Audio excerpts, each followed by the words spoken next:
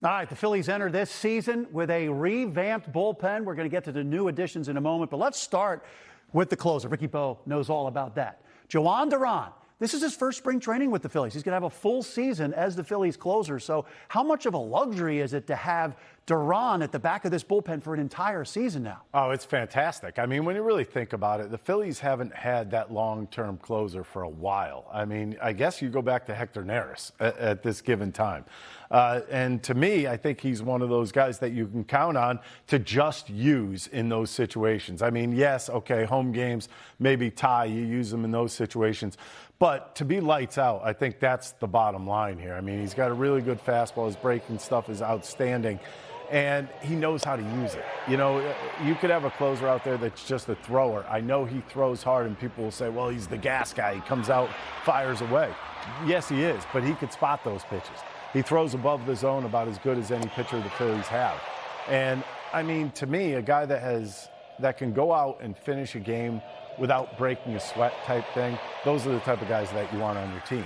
I mean, you could be a closer with all the abilities in the world, but if you're scared out there, get a dog, man. It ain't gonna work. This guy isn't scared. He's not afraid to take the baseball.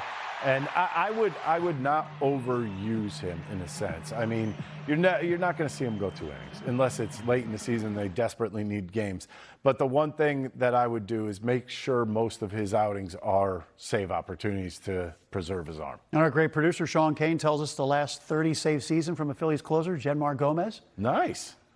Well, wow. Yeah, but it wasn't that long for him. Yeah, wow, boy. And how about the other arms in the pen, Ricky Bo? You got to be excited. Brad Keller, Jonathan Bolin, and Kyle Backus. Now, Bolin, of course, comes over from Kansas City in the Matt Strahm trade. So what kind of impact do you think these guys are going to have? Well, I think I could put this one way. There's no Jordan Romano.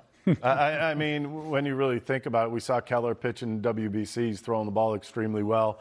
He's a guy, and all three of these guys is what I kind of want to throw in here, because when you want a good bullpen, you have to have good setup guys. And I bet you can go up to Duran and ask him. He'll tell you, if my setup guys aren't doing well, I'm probably not going to be having a really good season, because number one, the saves aren't going to be there. Number two, momentum shifts.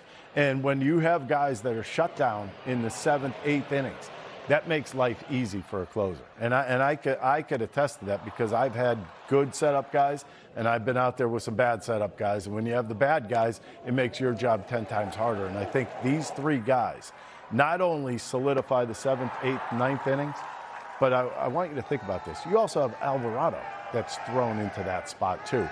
But what it does is it lengthens your bullpen. And what I mean by lengthening the bullpen, you had guys that were setting up last year. You had guys that were coming in the 7th, 8th innings in Tanner Banks and Orion Kirking.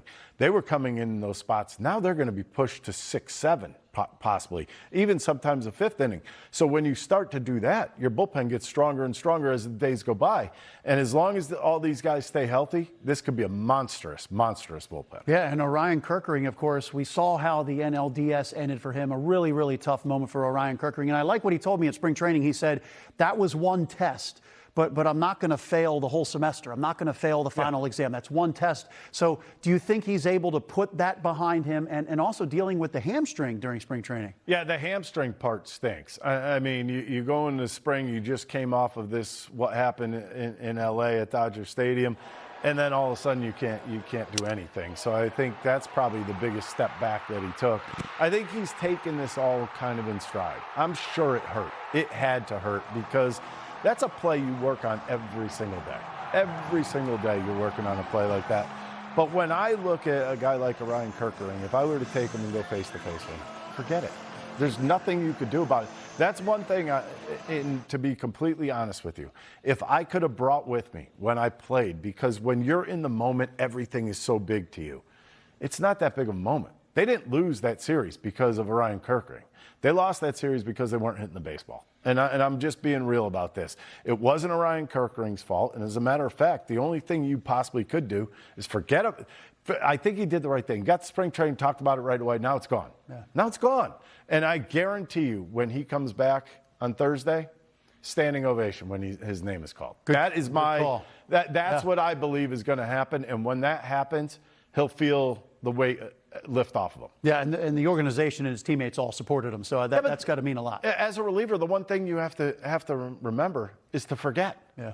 I mean, that's one thing I was actually taught. You blow a save, forget. Yeah. Just forget. So I was good at that. You didn't blow too many, Ricky Bo. Come on. I blew my share. All right, we're going to close it out with Ricky Bo tomorrow. We're going to get his win prediction for your Phillies this year. Back to you.